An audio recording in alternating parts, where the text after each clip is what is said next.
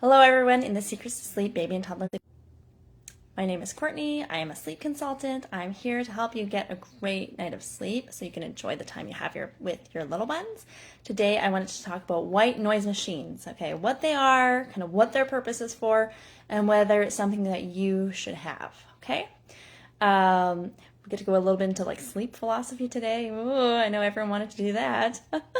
And then in general, I'll just give like my recommendation and just kind of like cut it dry a little bit of like, here's what I think, okay? From someone who spends a lot of time working with a lot of families with babies. Okay, so fun fact, there's two different camps when it comes to how do we deal with baby crying, okay? One camp is called validating and the other camp is the shushing camp, okay? Who would have known that there's so much, baby sleep philosophy? There totally is, and this is definitely one thing I study as a sleep consultant. I don't just study like how to get babies to have a really good night of sleep and the philosophy, and the biology. I have to study all the philosophy behind it, okay? There's philosophy behind it, okay? So there's two camps when it comes to babies crying and how do we go about it. One is called validating. This is like to comfort your baby when they're crying, but not necessarily to stop the crying. So if a baby's crying, we would respond to validate them by holding them and being compassionate for them, being, oh, you're crying, so sad, right? There's another camp in the philosophy is called shushing, okay? This is, I describe it as a quick solution to stop crying, okay? You may have heard of the 5 S's, okay? So this is swaddle, side lying, shushing, swing, and sucking. So this is the camp, the shushing camp, okay? This is the camp where we are going to proactively try to get our children to stop crying, whereas the other camp is to comfort your children, not necessarily to get them to stop crying, okay? Why is this a matter? Why did I turn on this live today? Here's where it's at, okay? So white noise machines come from this shushing camp, okay? So there's a reason behind the shushing. It's not just arbitrary.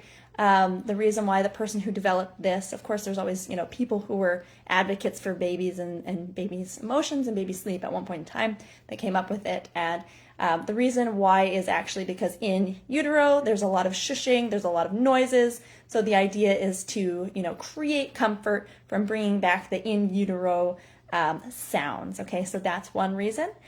So where shushing comes into play, it's actually like a sleep training method or like a strategy where, if a baby, let's say a 3-month-old baby, you're trying to help them get to sleep, you would be kind of doing their bum pats and going, shh, shh, shh, shh, shh, shh, okay? And the idea is that it's supposed to sound the same way in utero as it is, and this is why we would be doing this, okay? That's the camp, okay? White noise machines, one of the reasons why they have been such a big development is because they have this shushing noise. It's supposed to be kind of the same camp, that it's supposed to help babies because it creates the same noise in utero, and it's supposed to help with baby sleep, okay? There's that. There's 2 reasons why someone might use a white noise machine. One is for that reason, shushing noises, okay?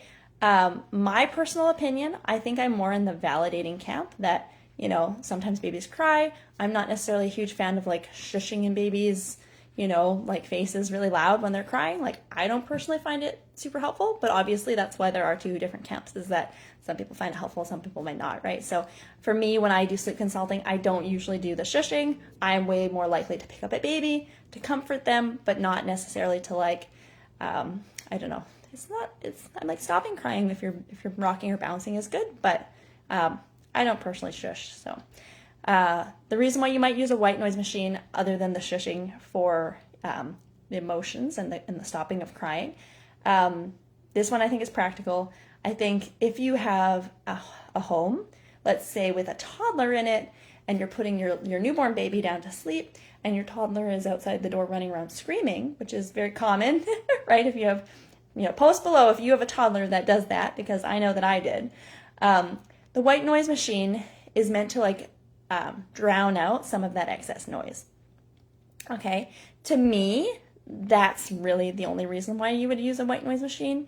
To me, I don't really think that babies need the sound that they had in utero in order to sleep well, okay? Important points about a white noise machine is if you use it for sleep, definitely use it consistently. We want the same environment to take place from when they fell asleep. So when they were falling asleep, in the middle of the night, if you're going to use a white noise machine for sleep, use it all the time, okay? Yeah, but to me, I really only recommend it if the home is really loud and we're trying to kind of drown out some of the excess noise. I don't personally find that it helps babies sleep better, okay? And the reason why is because they're not magic make babies fall asleep machines, okay? It's kind of like, even if we have like a really dark room, I recommend that. I super recommend having a really dark room, the right environment for them to sleep in. If there's another reason why they're waking up or something like that, a white noise machine is not going to help. If there's a certain, I call it a culprit. If there's a culprit that is interfering with sleep, a white noise machine isn't going to do anything. So to me, there's been a lot of marketing that has gone into white noise machines.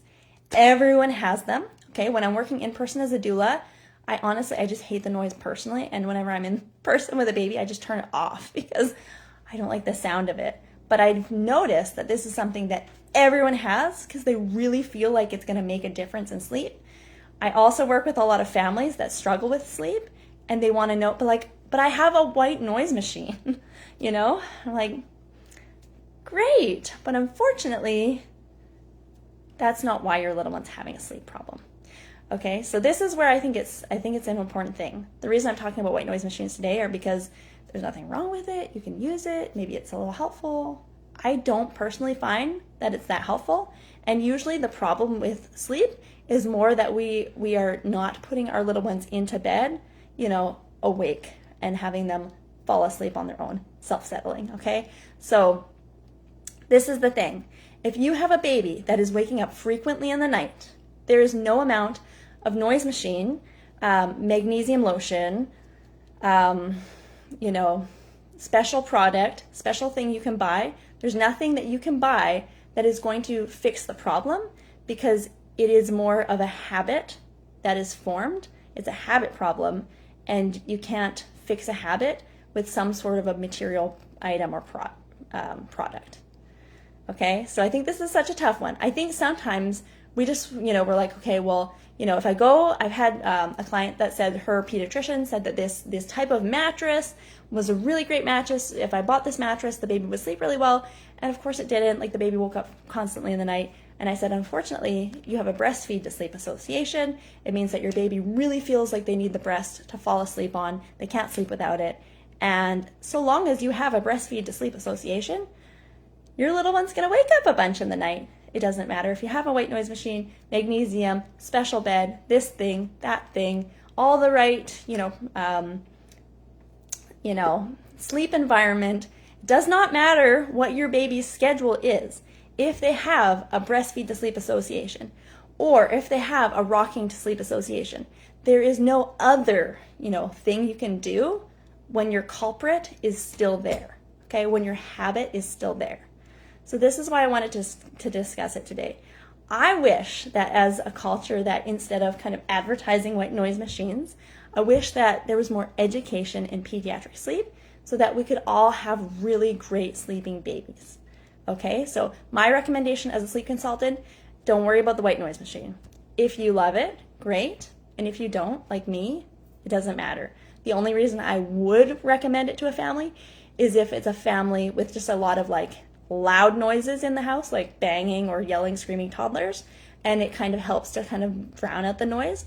But even so, you would need for your little one to self-settle. One thing I've noticed with families that I work with is that I had a family, for example, that said at 5 o'clock in the morning, when that garbage truck comes by, their little one wakes up and there's nothing they can do about it. So I said, okay, that is a time I would recommend a white noise machine.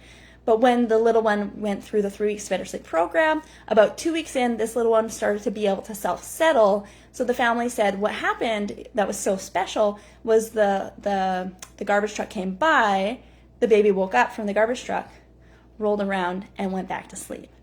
I'm like, yes!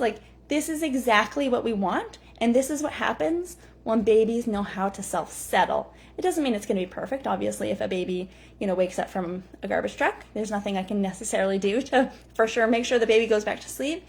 But if the baby can self-settle and the baby wants to go back to sleep, the baby will roll over and go back to sleep. But if the baby can't, if they really feel like they just don't know how to do that, then unfortunately, the white noise machine isn't going to do anything. They're not going to be able to fall back asleep, okay? So this is what I do in the 3 Weeks to Better Sleep program. I help families learn about pediatric sleep so they know exactly the culprits or the things interfering with their little one's sleep.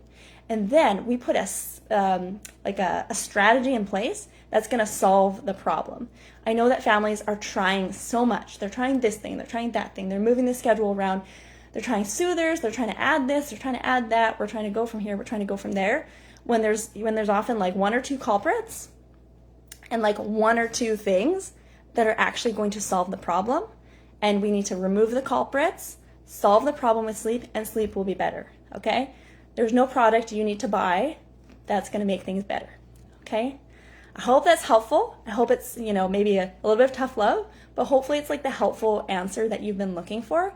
If you want to, go through a 3-week program and have your baby, if we're talking a 6-month-old and older baby, sleep through the night in the next 3 weeks, then post below 3 weeks to better sleep. A 4 to 6-month-old baby, we can start sleep training, gentle methods with a 4 to 6-month-old baby. I still figure they need, about 2 wake-ups in the night at 4 months of age. Okay, I don't cut out feeds, so it's not relevant anyways. It's just more working on the habits that are interfering with their sleep. And then when they wake up, we feed them anyways, okay? Yeah. If you want support in that, that's what I'm here for. I offer a 3-week program. We do a 2-hour full consult. We go through all of the different things interfering with sleep. Okay, we do 3 weeks of follow-up time. So that means that you'd be tracking sleep, you'd be, kind of like the Huckleberry app, writing out how sleep is going. I see it on my end. And then if families are doing things, then I'm like, uh-oh, shoot, they just did this. I know that that's not going to help, break off the sleep association habit that we have in place. I can daily give my recommendations. They can be daily asking me questions. We do phone calls at the end of every week. It's a very all, encompassing program because I actually want families to get through it with really awesome sleep in the end. Okay? Sometimes I think people have almost thought sleep training of oh yeah, I'll just try it. I'll just figure it out. I'm sure I can figure it out on my own. Sometimes when they do that, I'm like, they probably don't know how hard it is, right? So if you've tried it and you know how hard it is and you want some support and you're like, I just want to be done this whole wake up thing 3 weeks from now, post 3 weeks to better sleep below, I would love to support you. Okay? All right. I'm excited to hear from you, and I hope everyone has a really great end of the week.